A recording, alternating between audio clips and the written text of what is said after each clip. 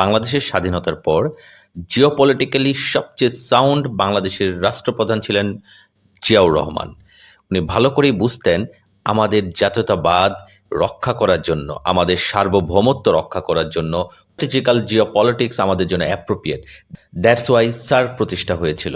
এই মুহূর্তে আমাদের ইন্টারিম গভর্নমেন্টের সবচেয়ে বেশি প্রয়োজন চীনকে তিস্তা প্রজেক্ট দিয়ে দেয়া এবং চীনের সাথে এই বিষয়ে একটি ফলপ্রসূ চুক্তি সম্পাদন করা। তাহলে ভারতের গালে দুইটা চর মারার সমান হবে। ভারত প্রতিষ্ঠাগতভাবেই বাংলাদেশ বিদ্বেষী, এতে কোনো সন্দেহ নাই। প্রতিজন মানুষকে এটা মনে রাখতে হবে, India was never our friend. That's true. আমাদের ফরেন পলিসির একটি অন্যতম ফান্ডামেন্টাল থাকবে, India is not our friend.